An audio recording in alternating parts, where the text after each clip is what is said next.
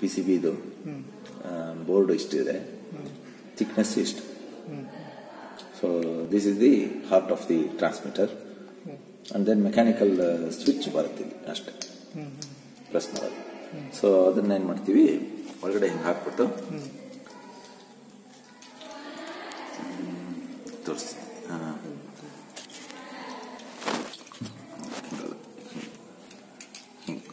So ಇದು ಪೂರ್ತಿ package. So ಇಷ್ಟೇ ಮಾಡಿದ್ದು.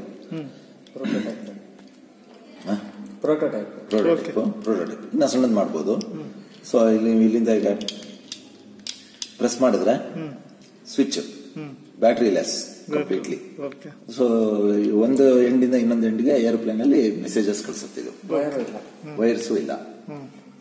So that's one thing. ಆಮೇಲೆ ಈ ಪ್ರೋಟೋಟೈಪ್ ಅಂದ್ರೆ ಈ ಬೋರ್ಡ್ ಇದೆಯಲ್ಲ ಇದು ಈ ಬೋರ್ಡ್ ಇದೆಯಲ್ಲ, ಈ ಬೋರ್ಡ್ ನ you can also use it in various other places.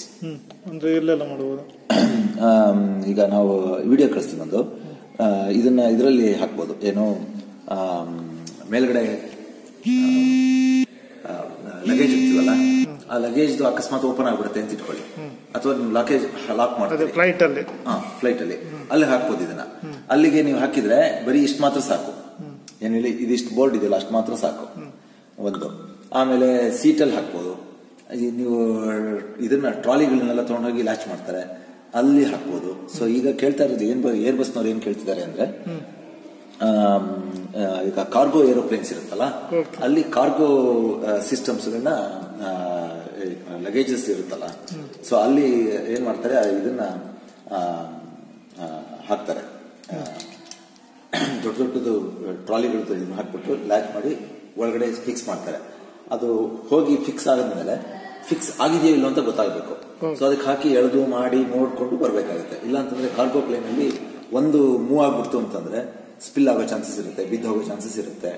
So ಅದಕ್ಕೆ ಲ್ಯಾಚ್ ಆಗಿದೆಯೋ ಇಲ್ವೋ ಸರಿಯಾಗಿ ಅಂತ ಹೇಳಿ ಅಲ್ಲಿಗೆ ಇದನ್ನೇ ಹಾಕಕ್ಕಾಗತ್ತಾ ಅಂತ ನೋಡ್ತಿದ್ದಾರೆ. ಈ ಎಕ್ವಿಪ್ಮೆಂಟ್ ಏನಂತ ಹೆಸರಿಟ್ಟಿದ್ರೆ, ಎಕ್ವಿಪ್ಮೆಂಟ್ ನಾಮಕರಣ ಆಗ್ಬೇಕು ಇದಕ್ಕೆ.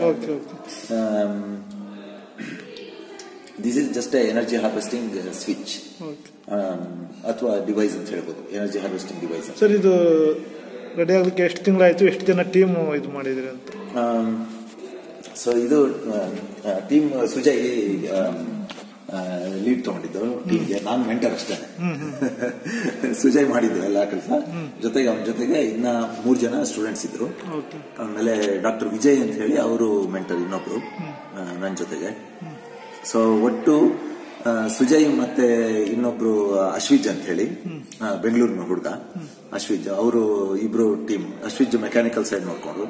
ಸುಜಯ್ ಮತ್ತೆ ಇನ್ನ ಇಬ್ರು ನನ್ನ ಸ್ಟೂಡೆಂಟ್ಸ್ಗಳು. ನಿಕುಸ್ ಅಂತ ಹೇಳಿ ಒಬ್ಬ, ನಿಕುಸ್ ಕೊವೆಲಾಸ್ ಅಂತ ಒಬ್ಬ PhD ಸ್ಟೂಡೆಂಟ್.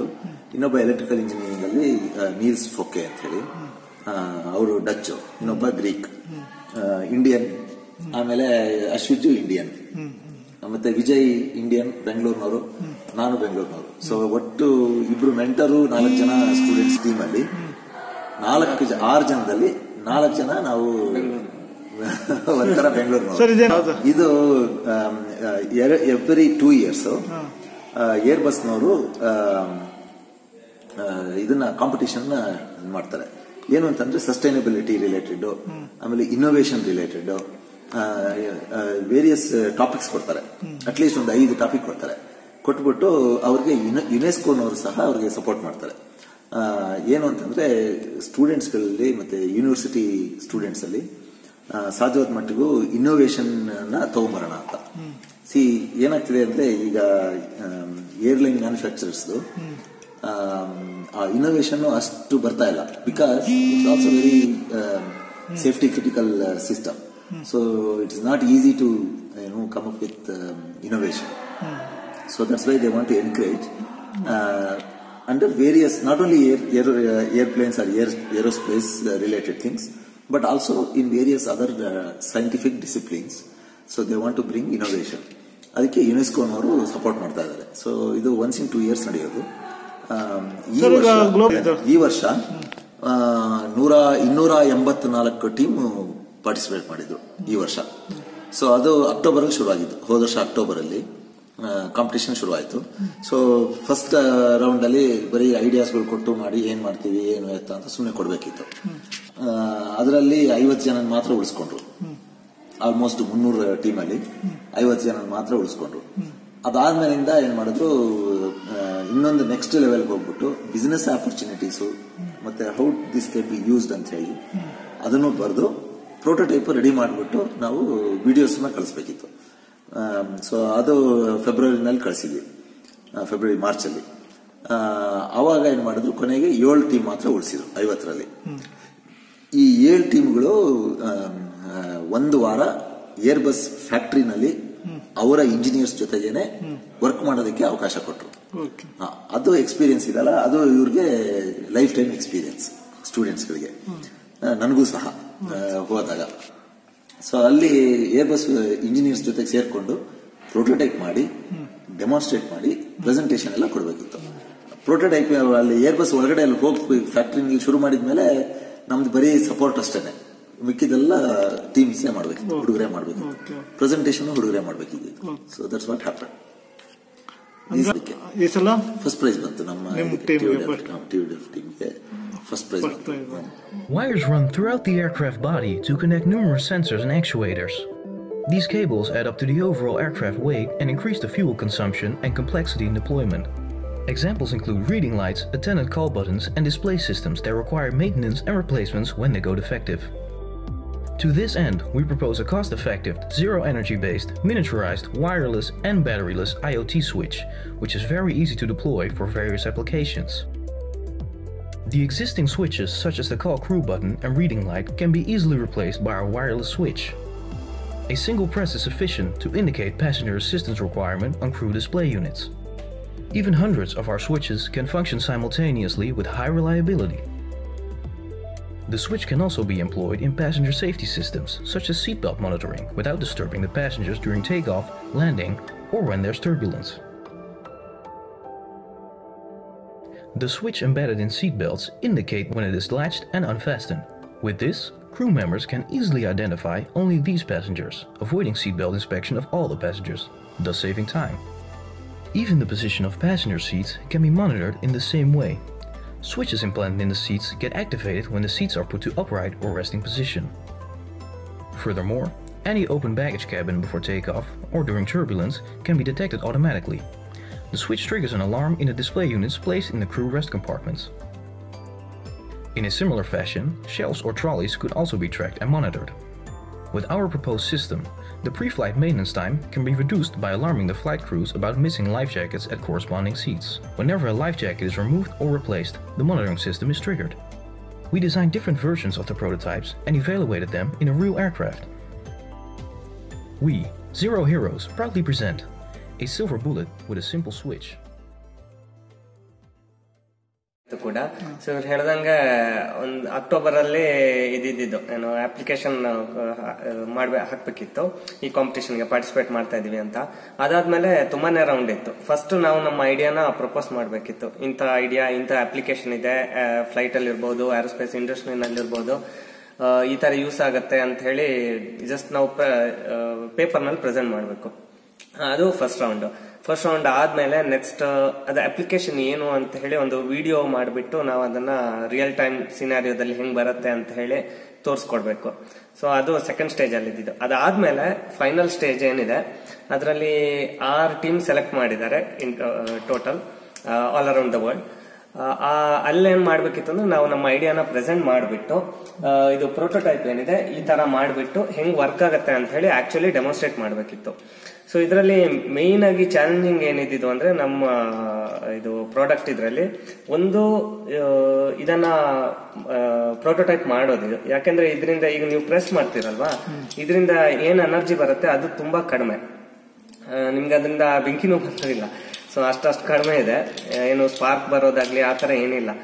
ಆಮೇಲೆ ನಿಮ್ಮ ಎಲೆಕ್ಟ್ರಾನಿಕ್ಸ್ ಹಂಗೆ ಅದನ್ನ ಫುಲ್ ಪವರ್ ಮಾಡಿಬಿಟ್ಟು ಎಷ್ಟು ದೂರ ಆಗುತ್ತೋ ಅಷ್ಟು ದೂರಕ್ಕೆ ನೀವು ಅದನ್ನ ಮೆಸೇಜ್ ನ ಕಳಿಸ್ಬೇಕು. ಫಾರ್ ಎಕ್ಸಾಂಪಲ್ ಈಗ ಏರೋಪ್ಲೇನ್ ಅಲ್ಲಿ 300 ಸೀಟ್ ಇದೆ. 300 ಸೀಟ್ಗೆ ಪ್ರತಿಯೊಂದು ಸೀಟ್ಗೂ ನೀವು ಒಂದೊಂದು ಸ್ವಿಚ್ ಬರುತ್ತೆ ಅಂತ ಇಟ್ಕೊಳ್ಳಿ, ಲೈಟ್ ಆನ್ ಮಾಡೋದಿಕ್ಕೆ. ಪ್ರತಿಯೊಂದು ಸೀಟ್ಗೂ ನಿಮ್ಗೆ ಫ್ಲೈಟ್ ಅಟೆಂಡೆನ್ಸ್ ನ ಕಾಲ್ ಮಾಡೋದಕ್ಕೆ ಅವ್ರಿಗೆ ಒಂದು ಸ್ವಿಚ್ ಆಯ್ತು. ಆಮೇಲೆ ಸೀಟ್ ಕರೆಕ್ಟ್ ಆಗಿದ್ಯಾ, ರಿಕ್ಲೈನ್ ಆಗಿದ್ಯಾ, ಬೆಂಡ್ ಆಗಿದೆಯಾ, ಹೆಂಗೆ ಏನು ಅಂತ ನೋಡೋದಕ್ಕೆ ಅದಕ್ಕೊಂದು ಮೆಕ್ಯಾನಿಸಮ್. ಸೊ ಈ ತರ ನೋಡೋದಕ್ಕೆ ಹೋದ್ರೆ ಸಾವಿರಾರು ಸ್ವಿಚ್ಗಳಿರುತ್ತೆ ಒಂದು ಫ್ಲೈಟ್ ನಲ್ಲಿ. ಈಗ ಒಂದ್ ಸ್ವಿಚ್ ನಾನು ಹಿಂಗ್ ಪ್ರೆಸ್ ಮಾಡ್ತೀನಿ, ಅಲ್ಲಿ ಲೈಟ್ ಆನ್ ಆಫ್ ಆಗ್ಬಹುದು, ಅದು ಓಕೆ, ಅದು ಕನ್ಸಿಡರ್ ಎಲ್ಲ ಈ ಅಪ್ಲಿಕೇಶನ್ ಅಲ್ಲಿ ಒಂದು ಸಿಂಪಲ್ ಅಂತ ಇಟ್ಕೊಳ್ಳೋಣ. ಆದ್ರೆ ಸಾವಿರಾರು ಸ್ವಿಚಸ್ ಏನಿದೆ ಇದು ಎಲ್ಲಾನು ಜೊತೆಗೇನೆ ಪ್ರೆಸ್ ಆಯ್ತು ಅಂತ ಇಟ್ಕೊಳ್ಳೋಣ. ಆವಾಗ ನೀವು ಹೆಂಗೆ ಎಲ್ಲ ಏನು ಸೀಟ್ಗಳಿಂದ ಅಥವಾ ಎಲ್ಲ ಇದರಿಂದ ಹೆಂಗೆ ನೀವು ಮೆಸೇಜ್ ತಗೊಂಡು ಅದಕ್ಕೆ ರಿಯಾಕ್ಟ್ ಮಾಡ್ತೀರಾ ಅಂತ ಹೇಳೋದು ಅದು ಚಾಲೆಂಜಿಂಗ್ ಆಗಿತ್ತು. ಸೊ ಅದೊಂದು ಅದ್ರ ಮೇಲೇನೂ ವರ್ಕ್ ಮಾಡಿದ್ವಿ. ಅದು ಮೈನ್ ಪಾರ್ಟ್ ಇದ್ದಿದ್ದು. ಜಾಸ್ತಿ ಆಗುತ್ತೆ ಅಟ್ ಎ ಟೈಮ್ 300ಕ್ಕಿಂತ ಜಾಸ್ತಿ. ಈಗ for example 1000 switches at A time press ಆಯ್ತು ಅಂತ ಇಟ್ಕೊಳ್ಳಿ, ನೀವು ಆ 1000 ಸ್ವಿಚ್ಗೂ ಸರ್ವ್ ಮಾಡಬಹುದು. ಆ 1000 ಸ್ವಿಚ್ ಡಿಟೆಕ್ಟ್ ಮಾಡಿಬಿಟ್ಟು ಈ ಸಾವಿರಾರು ಇಂಥ ಸ್ವಿಚ್ಗಳು ಪ್ರೆಸ್ ಆಗಿದೆ ಅಂತ ಹೇಳ್ಬಿಟ್ಟು ನೋಡ್ಬೋದು. ತುಂಬಾ ಅಪ್ಲಿಕೇಶನ್ ಇದೆ. ಈಗ ಫಾರ್ ಎಕ್ಸಾಂಪಲ್ ನಿಮ್ಗೆ ಇದು ಫ್ಲೈಟ್ ಟೇಕ್ ಆಫ್ ಆಗ್ಬೇಕಿದ್ರೆ ಸೀಟ್ ಸ್ಟ್ರೈಟ್ ಆಗಿ ಅಪ್ರೈಟ್ ಆಗಿರ್ಬೇಕು ಅಂತ ಹೇಳ್ತಾರೆ. ಆಮೇಲೆ ಸೀಟ್ ಬೆಲ್ಟ್ ಲ್ಯಾಚ್ ಆಗಿರ್ಬೇಕು ಅಂತ ಹೇಳ್ತಾರೆ. ಈಗ ಪ್ರೆಸೆಂಟ್ ಸಿಚುವೇಶನ್ ಅಲ್ಲಿ ಏನ್ ಮಾಡ್ತಾರೆ, ಎಲ್ಲಾ ಫ್ಲೈಟ್ ಅಟೆಂಡೆಂಟ್ ಗಳು ಚೆಕ್ ಮಾಡ್ತಾರೆ ಹೋಗಿ. ಅಫ್ಕೋರ್ಸ್ ಯಾರಾದ್ರೂ ಮಲಗಿದ್ರೆ ಅವ್ರನ್ನ ಎಬ್ಬಿಸ್ಬೇಕು ಒಂದೊಂದ್ಸಲ, ಯಾಕಂದ್ರೆ ಬ್ಲಾಂಕೆಟ್ ಹಾಕೊಂಡಿದ್ರೆ ಇಷ್ಟಪಡೋದಿಲ್ಲ ಅವ್ರನ್ನ ಎಬ್ಬಿಸ್ಬಿಟ್ಟು ಓಕೆ ಬ್ಲಾಂಕೆಟ್ ಹಾಕೊಂಡಿದ್ದೀರಾ ಅಂತ ಚೆಕ್ ಮಾಡೋದು. ಎಷ್ಟೋ ಕೇಸಸ್ ಅಲ್ಲಿ ಇನ್ಸಿಡೆಂಟ್ ಆಗಿರೋದು ಇದೆ, ಏನು ಸೀಟ್ ಬೆಲ್ಟ್ ಎಲ್ಲ ಹಾಕದೆ ತಲೆ ಮೇಲಕ್ಕೆ ತಾಗಿಸ್ಕೊಂಡು ಇಂಜುರಿ ಆಗಿರೋದು ಇಂಥದ್ದೆಲ್ಲ ಇದೆ. ಇದು ಫುಲ್ಲಿ ಆಟೋಮೆಟಿಕ್. ಅವ್ರು ಸೀಟ್ ಬೆಲ್ಟ್ ಹಾಕಿದೆ ಅಂದ್ರೆ ಸ್ಟೇಟಸ್ ಅಪ್ಡೇಟ್ ಆಗಿರುತ್ತೆ ಸಿಸ್ಟಮ್ ಅಲ್ಲಿ. ಫ್ಲೈಟ್ ಅಟೆಂಡೆಂಟ್ ಗಳು ಅವ್ರು ಜಸ್ಟ್ ಡಿಸ್ಪ್ಲೇ ನೋಡಿದ್ರೆ ಆಯ್ತು, ಯಾರು ಸೀಟ್ ಬೆಲ್ಟ್ ಹಾಕಿಲ್ಲ ಅಂತ ಅವ್ರಿಗೆ ಗೊತ್ತಾಗುತ್ತೆ. ಅಲ್ಲಿ ಹೋಗಿ ಚೆಕ್ ಮಾಡೋ ಅಷ್ಟಿಲ್ಲ, ಮ್ಯಾನ್ಯುಯಲ್ ಆಗಿ ಮಾಡೋ ಅಷ್ಟಿಲ್ಲ. ಇದು ಒಂದು ಅಪ್ಲಿಕೇಶನ್. ಮತ್ತೆ ಇನ್ನೊಂದು ಇವ್ರು ಹೇಳ್ದಂಗ ಅದೇ ಬ್ಯಾಗೇಜ್ ಇದು ಕ್ಲೋಸ್ ಆಗಿದೆಯಾ ಇಲ್ವೋ ಅಂತ ನೋಡೋದು, ಆತರ. ಸೊ ಆಕ್ಚುಲಿ ತಮಾಷೆ ವಿಚಾರ ಏನಂದ್ರೆ, ಸೀಟ್ ಬೆಲ್ಟ್ ಹಾಕ್ತಾರಲ್ಲ, ಎಲ್ಲರೂ ಏನ್ ಅನ್ಕೊಳ್ತಾರೆ ಅಂದ್ರೆ ಸೀಟ್ ಬೆಲ್ಟ್ ಹಾಕೊಂಡು ಇಟ್ಕೊಳ್ಳೋದು ಸೀಟ್ಗೆ ಸರಿಯಾಗಿ ಕೂತ್ಕೊಂಡಿಲ್ಲ ಅಂತ. ಅದು ನಿಜ, ಮುಂದಕ್ಕೆ ಹೋಗದಿರ ಇರಲಿ, ಮುಂದಕ್ಕೆ ಬೀಳ್ದಿರ ಇರಲಿ ಅಂತ. ಆಕ್ಚುಲಿ ಅದಕ್ಕಲ್ಲ ಸೀಟ್ ಬೆಲ್ಟ್ ಹಾಕೋದು. ಸೀಟ್ ಬೆಲ್ಟ್ ಯಾಕೆ ಹಾಕ್ತಾರೆ ಅಂತಂದ್ರೆ, ಆಕ್ಸಿಡೆಂಟ್, ಏರೋಪ್ಲೇನ್ ಆಕ್ಸಿಡೆಂಟ್ ಆಯ್ತು ಅಂತಂದ್ರೆ 99.999 ಮುಗೀತು ಅಂತಾನೆ. ಅಲ್ಲಿ ಬೇರೆ ಎರಡು ಮಾತಿರಲ್ಲ, ಅದು ಬೈನರಿ. ಆದ್ರೆ ಇದ್ರೆ ಇರ್ತೀವಿ, ಇಲ್ಲಾಂದ್ರೆ ಹೊಟ್ಟೋಗ್ತೀವಿ. ಆದ್ರೆ ಪ್ರಾಬ್ಲಮ್ ಆಗೋದೇನು ಅಂತಂದ್ರೆ, ಇಂಜುರೀಸ್ ನ ಅವಾಯ್ಡ್ ಮಾಡಕ್ಕೆ ಅಂತ ಹೇಳಿ ಸೀಟ್ ಬೆಲ್ಟ್ ಹಾಕೋದು. ಏನು ಅಂತಂದ್ರೆ, ಏರೋಪ್ಲೇನ್ ಹೋಗ್ಬೇಕಾದ್ರೆ ಟರ್ಬ್ಯುಲೆನ್ಸ್ ಬಂದಾಗ they have to come down. ಆ ಟರ್ಬ್ಯುಲೆನ್ಸ್ ಜಾಸ್ತಿ ಆಗ್ಬಿಡ್ತು ಅಂತಂದ್ರೆ ಏನಾಗುತ್ತೆ, ಹೈಟ್ ನ ಏರೋಪ್ಲೇನ್ ಇದು ಮಾಡ್ತಾರೆ, ಡೌನ್ ಮಾಡ್ತಾರೆ. ಆ ಡೌನ್ ಮಾಡ್ಬೇಕಾದ್ರೆ ಸ್ವಲ್ಪ ಹೆಚ್ಚು ಕಮ್ಮಿ ಆಯ್ತು ಅಂತಂದ್ರೆ ತಕ್ಷಣ ಹೋಗುತ್ತೆ. ಒಂದು 10 ಅಡಿ 12 ಅಡಿ ಟಕ್ ಅಂತ ಕೆಳಗಡೆ ಇಳಿಯುತ್ತೆ. ಅದು ಇಳಿದಾಗ ತಲೆ ಹೋಗಿ ಮೇಲ್ಗಡೆ ಹೊಡಿದಾರೆ ಇರಲಿ ಅಂತ ಹೇಳಿ ಅದಕ್ಕೋಸ್ಕರ ಸೀಟ್ ಬೆಲ್ಟ್ ಹಾಕಿ, ಈ ಸೀಟ್ ಬೆಲ್ಟ್ ಹಾಕಿ ಅನ್ನೋದು. ತುಂಬಾ ಜನ ಏನ್ ಮಾಡ್ತಾರೆ,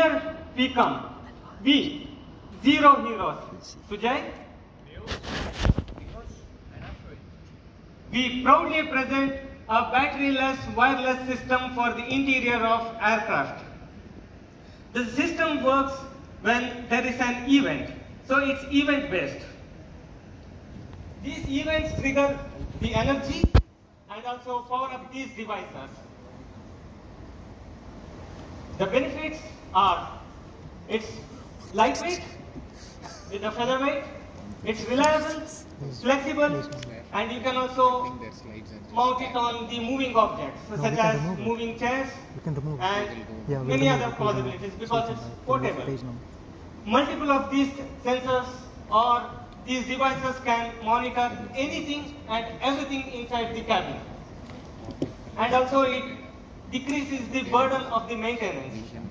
So of course it's batteryless and cableless.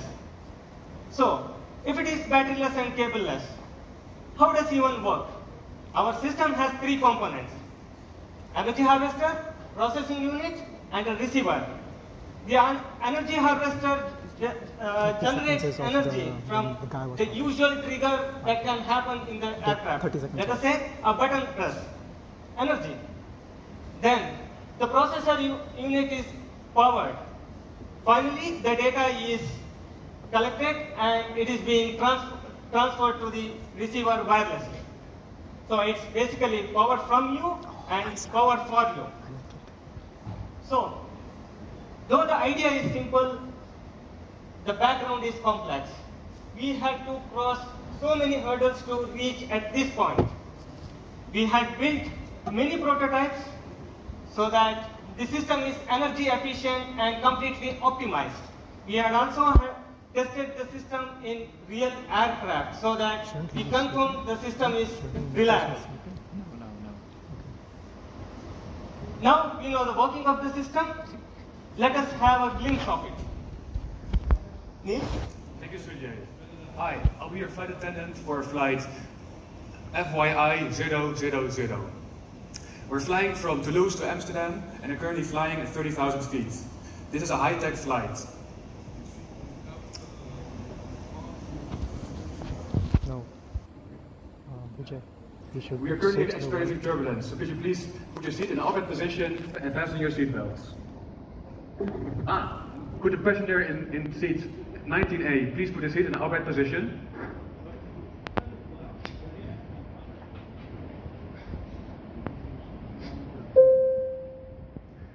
Hello sir, can I help you? How did you get to know that I was...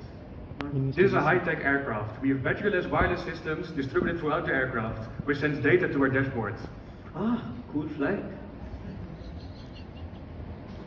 Sir in 19C, could you please fasten your seatbelt? But I already did it. It is just under my blanket. I'm sorry, sir. The system integrated into your seatbelt tells us it's not secured. But it can't be...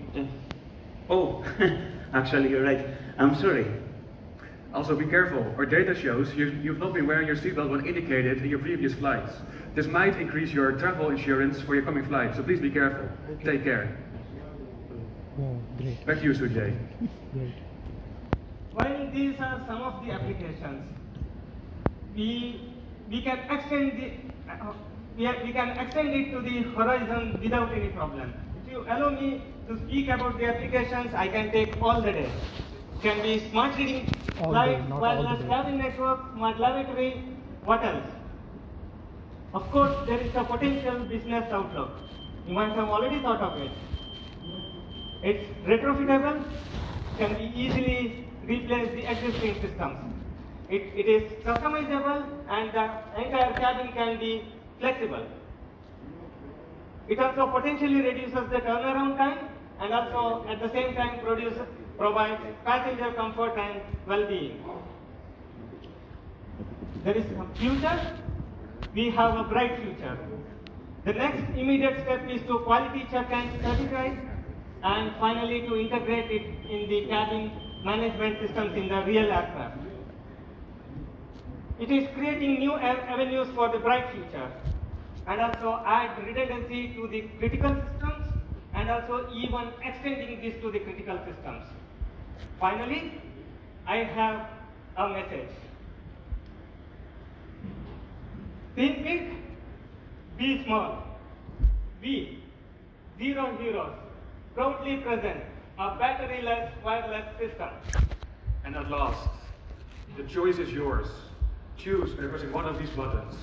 Choose for the past or choose for the future. You choose wisely. As once you have chosen, there's no coming back. Please press it. Yes, thank you. Come on, guys.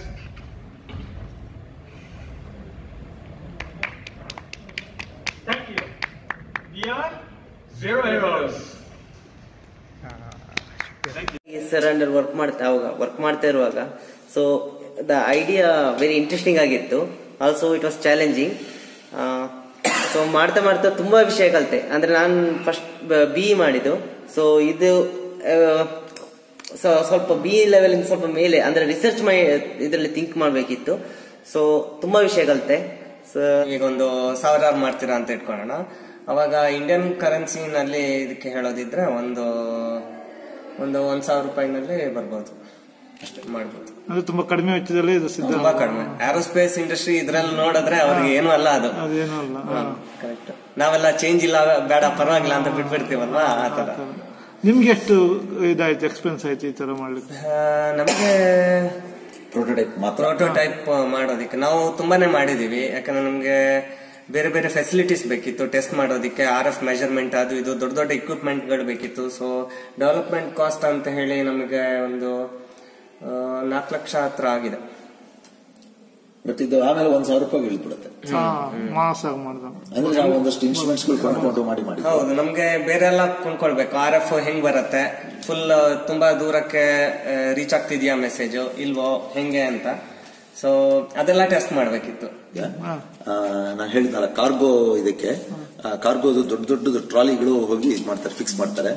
ಅಲ್ಲಿ ಒಂದು latch ಇರುತ್ತೆ, ಇದು ಹೀಗೆ ಹೋಗ್ಬಿಟ್ಟು ಅದು ಕೂತ್ಕೊಳ್ಳುತ್ತೆ. ಹೀಗೆ ತಳ್ತಾರಲ್ಲ, ತಳದ್ಮೇಲೆ ಅವ್ನು ಕೂತ್ಕೊಳ್ಳುತ್ತೆ.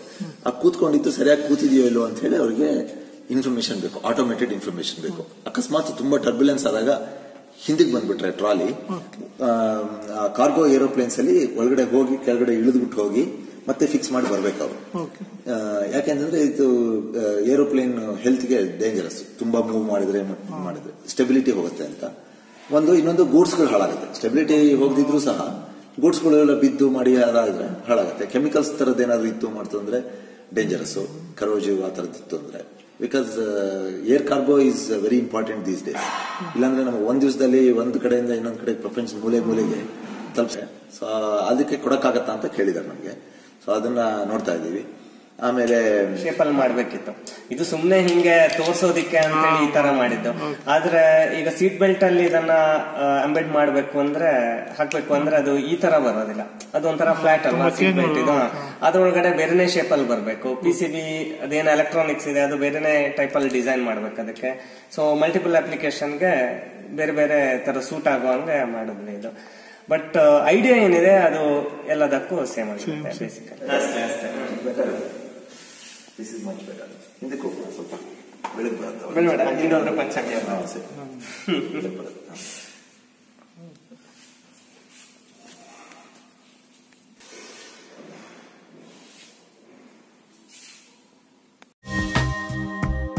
ಹೊಸ ವಿಡಿಯೋಗಳಿಗಾಗಿ ಸಬ್ಸ್ಕ್ರೈಬ್ ಮಾಡಿ ಮತ್ತು ಬೆಲ್ ಬಟನ್ ಮೇಲೆ ಕ್ಲಿಕ್ ಮಾಡಿ.